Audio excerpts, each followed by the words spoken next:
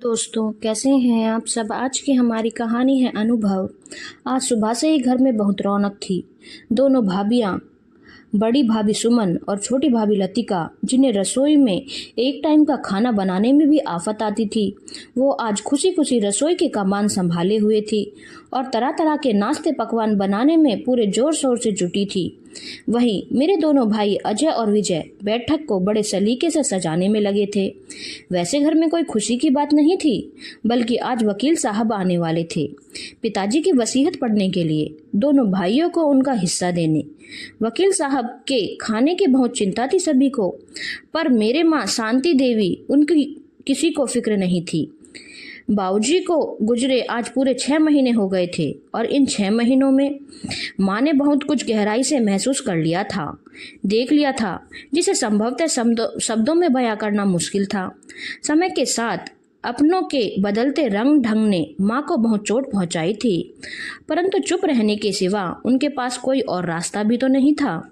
पिताजी के स्वर्ग सिधारने के बाद दोनों भाई भाभियों को माँ इस घर में बस बोझ लगने लगी थी। मेरे भाई भाभियों ने कल ही वकील साहब के साथ मुझे भी बुलवा लिया था, ताकि भविष्य में मेरे मन में भी कोई शंका न रहे। वकील साहब आज बाबूजी की वसीयत पढ़ने वाले थे, यानी आज उनकी विरासत का बंटवारा होना था। सबके मन में बहुत कुछ चल रहा था। सबको वकील साहब के नाश्ते खाने की चिंता थी कि वो क्या खाएंगे या फिर उन्हें ये नाश्ता पसंद आएगा या नहीं। पर किसी ने भी माँ को नाश्ते की फिक्र नहीं थी, जो सुबह से ही भूखी बैठी थी। बड़ी भाभी, अगर नाश्ता तैयार हो गया हो तो माँ के लिए दे दो।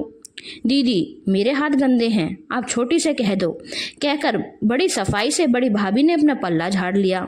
मैंने देखा कि छोटी भाभी के हाथ भी खाली नहीं हैं, इसलिए उनके मुंह से कुछ सुनने से अच्छा था कि खुद ही मैंने माँ को नाश्ता परोस दिया। माँ की खामोशी, उनकी भीगी उदास पनीली आंखों और कांपते हाथ बहुत कुछ कह रहे थे। बाबूजी के जाने के बाद इन 6 महीनों में बहुत कुछ अनुभव कर लिया था। उनकी सारी जिंदगी का अनुभव एक तरफ और इन 6 महीनों का अनुभव एक तरफ।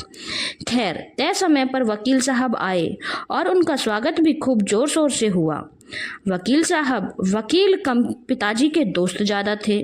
वे पार की नजरें रखते थे, अतः सादर सत्कार और माँ की पनीली आंखें देखकर सारा माजरा समझ गए। जैसे ही वकील साहब ने वसीयत पढ़नी शुरू की, दोनों भाइयों और भाभियों के चेहरे के रंग बदल गए।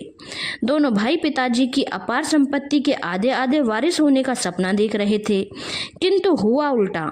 अनुभवी बाबूजी ने अपने बेटे बहुओं की नीयत पहले से ही भांप ली थी, अतः उनकी दूरदर्शिता सोच ने सारा पासा पलट दिया।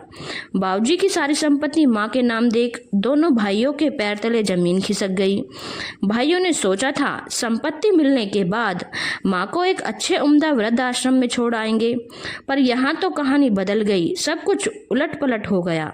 जिस माँ को बेबस सहारा समझ रहे थे, वो माँ खुद अकेली सारी संपत्ति की स्वामिनी थी।